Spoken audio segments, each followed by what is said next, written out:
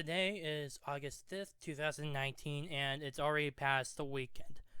And during the weekend, we've seen two shootings. One that just happened in El Paso, leaving at least 20 people dead, and the other in Dayton, Ohio, where 9 people are reportedly dead, including the shooter's own sister. Now, both of them happen to, while they have their own different motives, but one with Dayton possibly linked to politics. I will get into that very soon. It has actually contributed to this major amount of division, and it's something that we need to talk about because this is causing more of a problem, and I expect a lot of things to escalate. So in El Paso, a white nationalist, I'm not going to say his name, published his own manifesto detailing his issues about what's going on, the effect of illegal immigration, how the Democrats are actually in support of giving free healthcare to illegal migrants and even trying to make them into their own voter base. He kind of is into and he also proposes the idea of not just try to diminish the population in some sort of manner, but also to not redistribute, just redraw the lines in the map in the United States, giving territories to certain ethnic groups. This is in turn has created a lot of talk, especially coming from the mainstream media. Now, to continue on with what happened, due to his white nationalist ideas, he went to El Paso. He took a 10-hour drive just to get to a Walgreens in El Paso, which, by the way, happens to have 80% Latino population at the very least. He's currently in custody, and he's currently being investigated for hate crime, and due to his publishing of his manifesto, possible direct terrorism charges. Now, in the Dayton issue, the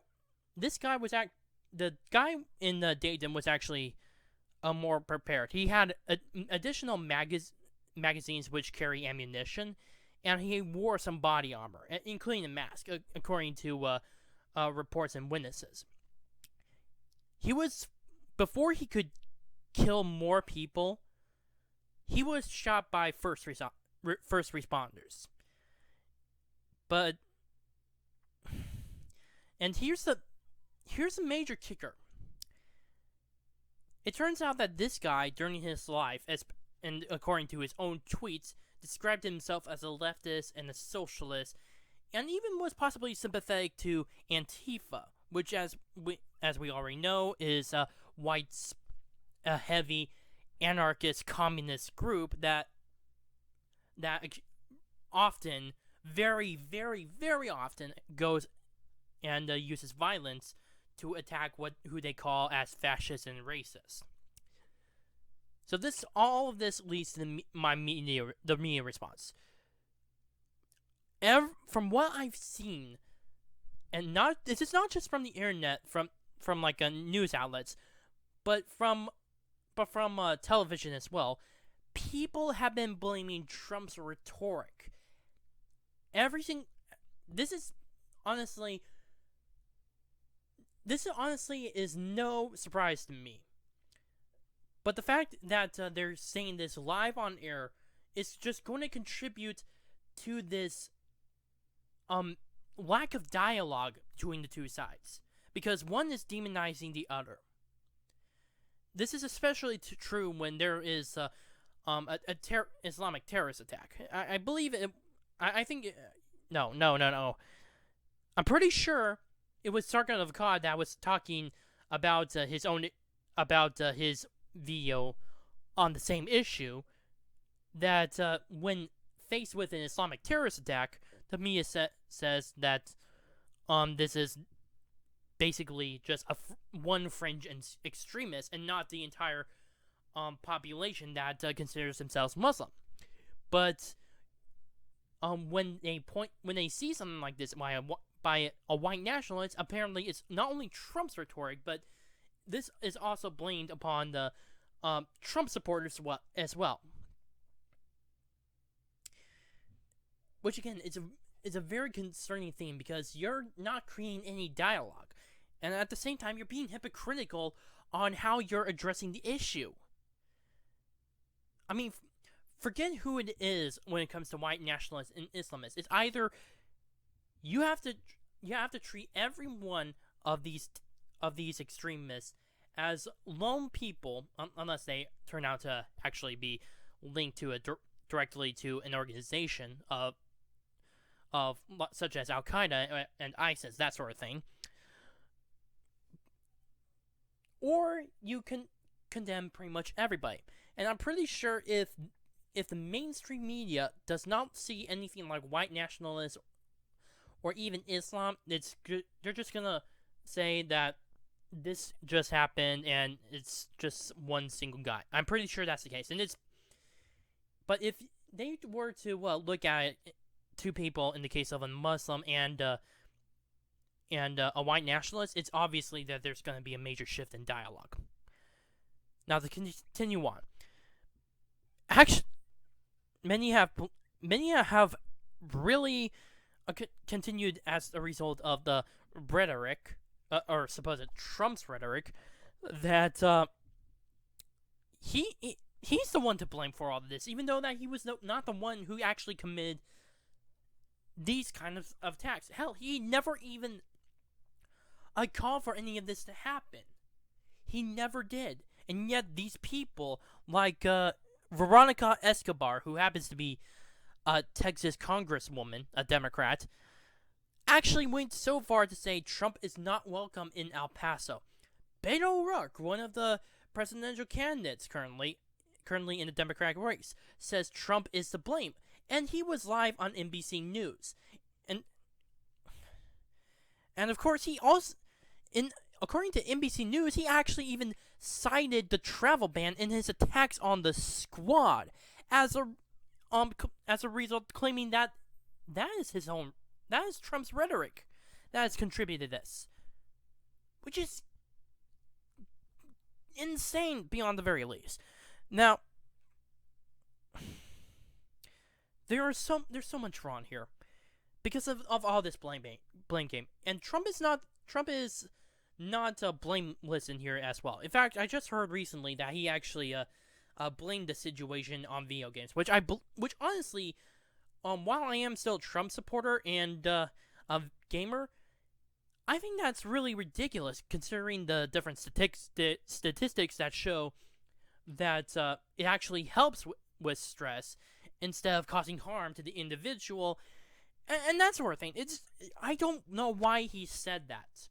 Although maybe I will make a follow-up video to try to understand why he said that in the days to follow. Because I'm pretty sure we haven't seen the last of this mass shooting issue as of late. I don't believe so.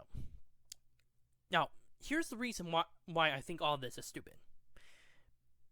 Back in 2017, there was a shooter, a Bernie Sanders supporter, that came to one of the baseball practices where Republican congressmen were practicing. It was for a fundraiser. I bet a lot of people remember that. And this guy tried to kill these congressmen. He nearly even succeeded with Steve Scalise, who happened to be the House Majority Leader at the time. Fortunately, he was shot and killed. Should I blame Bernie Sanders for that? Should I blame all Bernie Sanders supporters for that? No, absolutely not. Besides, he even went so far as to denounce this person. I may not like Bernie Sanders at all, but to put blame on something that was not of his own doing is definitely insane. besides, this actually has a lot of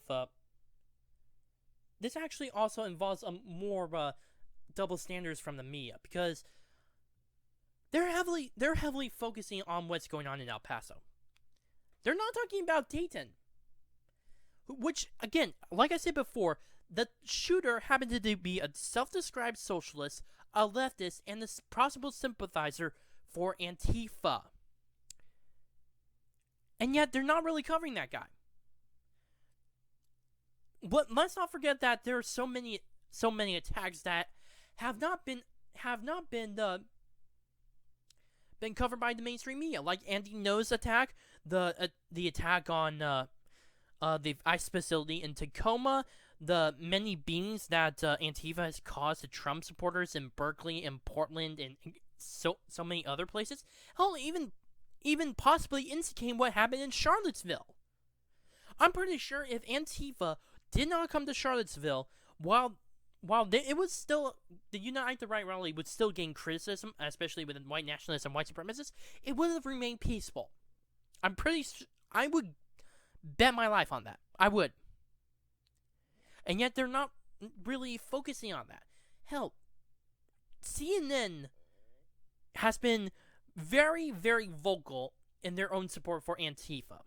All because, again, of their name. Antifa. Anti-fascist. They're fighting against fascism. Which, again, it obviously shows the problem with what's going on. You're having a double standard. You're defending people who's committing violent tactics, but while you're condemning the other side, who some people actually do commit the violence. I say on either side, we should condemn these groups because of them using violence. And this has been a major talking point of the left and the mainstream media for quite a while. Yet every single time, he has denounced these people. Racism, sexism, homophobia, white nationalism, white supremacy, and communism, that sort of thing. And yet they continue to attack him.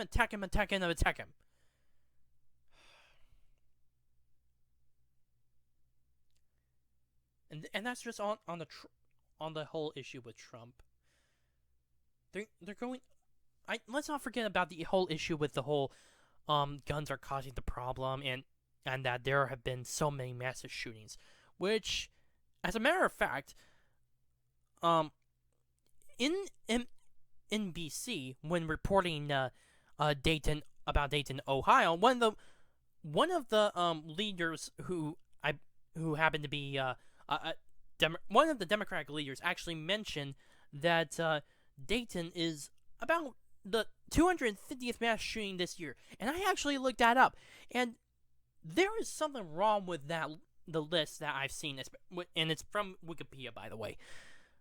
And I know Wikipedia is not really a useful tool, but since I'm trying to look at the list,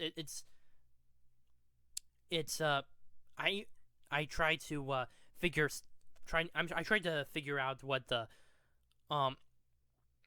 about the issue itself, and I did look at other news outlets that reported on the same thing, and nonetheless, I saw some of these quote-unquote mass shootings, and they happen to be home invasions, gang violence, the suicides, and you can just continue on and on. This has gone too far. It really has. There have been, like I said before, both sides are to blame. The mainstream media and left are calling for more gun control and are blaming President Trump and white nationalism, white supremacy, while Trump is blaming on video games. Now, thank God, like I said before, thank God a lot of people are criticizing Trump about this whole video games, which I'm heavily opposed to what he just said about the video games. But here's the problem. They're not focusing on what's really to blame. It's not video games. It's not guns. is the failure of communication. We all know that there are people with these kinds of ideologies. But every single time we hear about these people, especially white supremacists, we always denounce them. Now, we just basically hate them. Now, it's true. It's completely reasonable on that account. And I definitely do not like these people as well. But we're not asking why do they have those ideologies. And the best way to see that is actually the manifesto itself. Because the guy who committed the El Paso shooting actually said that it was a personal stake as well as political and economic. Because over time, one of his dream jobs is supposed to be soon to be automated. And a lot of the jobs are being taken by illegal immigrants and other immigrants in general. And that's just leaving people behind. That only would cause resentment and just a feeling of hopelessness. So yeah, that alone is just a failure in just understanding what these guys are doing, why they adopted these ideologies. Now, the things that they want to implement, like what the manifesto said in for the white nationalists about dividing up the American territory or American states into territories for specific ethnicities, as well as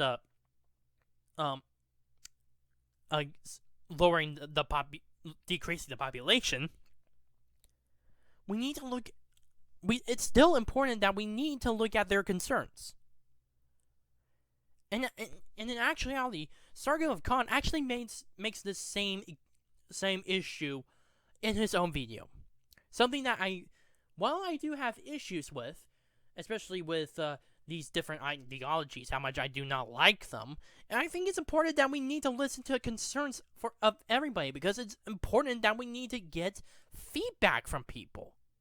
Now again, I don't like white supremacy or white nationalism or communism, but people, no matter who they are, unless they engage in violence, deserve to be in the political process and political dialogue.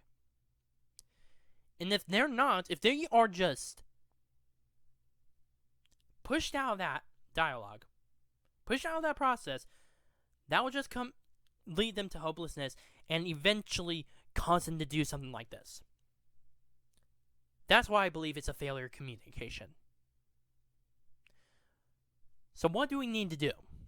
Especially when it comes to the whole Dayton shooting and El Paso shooting. We do need to obviously denounce these people of what happened, because it's absolutely horrendous what they did. But we need to go further.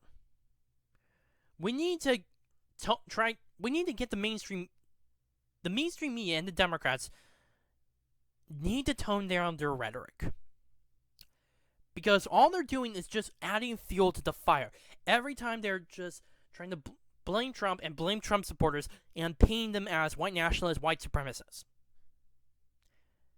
Second, and this is something that I actually heard from Dylan's Daily Show on his own YouTube channel. Don't politicize racism. He actually said that very specifically. Racism is spread out across the political spectrum. There are some racists on the right. There are some racists on the left. It doesn't matter who they're on the political spectrum. Everyone should condemn racism for what it is. Whether it's against whites, whether against blacks, whether against Latinos, whether against Asians, etc., etc., etc. This needs to be denounced. But we also need to look at the fact that we cannot see one side or the other as painting them all as racist, because that is a denial of reality, and it just makes no sense, especially when it comes with people having different political opinions. Finally, and this is also something that Dylan also said, admit you can't fully solve the issue. And I mean the issue around racism. It's obvious that racism is going to be in many people's minds. I'm pretty sure that even if racism is near, if somehow the racism is suddenly extinguished officially, there's going to be at least one or two people that still retain those ideologies, at least privately. So we need to just admit that that issue cannot be solved, while at the same time we need to actually still need to see that this is, while it's a major issue, we need to do the best we can. Again, we still can't fully resolve the issue, especially since it's an ideology, but we can do our best to reduce it. And I think the best way to reduce that is to focus on the again, the concerns of some of these people. As some people like white nationalists and white supremacists. Why do they have this ideology? Why are they so bitter about a lot of this stuff? Now, again, I do not think any of these practices would be good for America. Absolutely not. And I hate these practices. And in fact, I think it would do more harm than good. But nonetheless, their concerns are pretty legitimate. Or at least they are kind of legitimate. And I think we need to look into that. Because once you look into their concerns, then they'll know that they're actually being cared for. They're being looked after. And over time, I think that over time, they may actually become more moderate in terms of their white nationalism and their idea of communism, socialism, and white supremacy. That I think if we address those concerns and try to figure out a way in order to fix those concerns, it would definitely see a decrease in those kinds of ideologies. I think that's what we need to do. But right now, it's just, there's no way that this is going to get any better.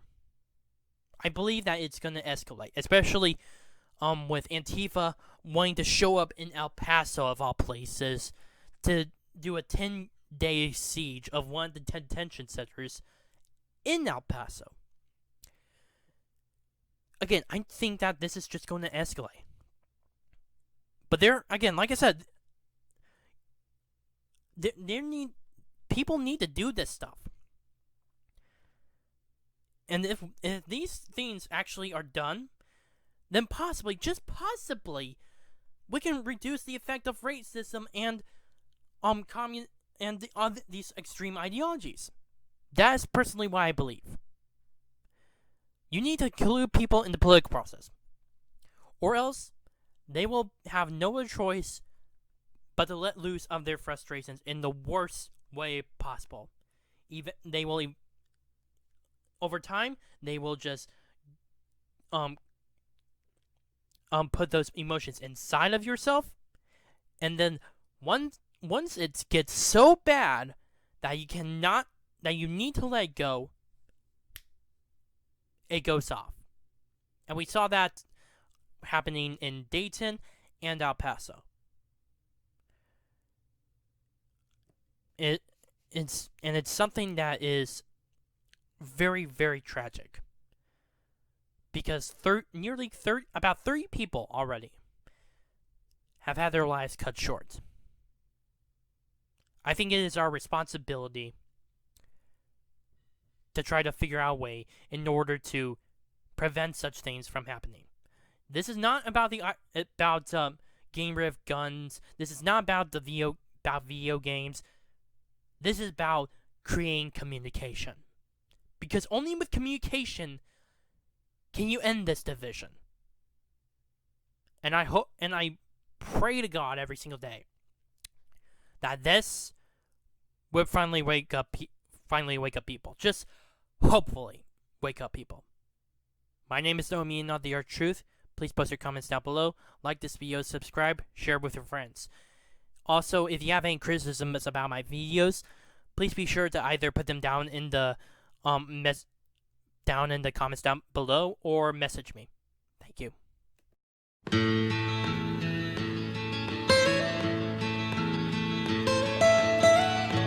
Almost heaven, West Virginia, Blue Ridge Mountain.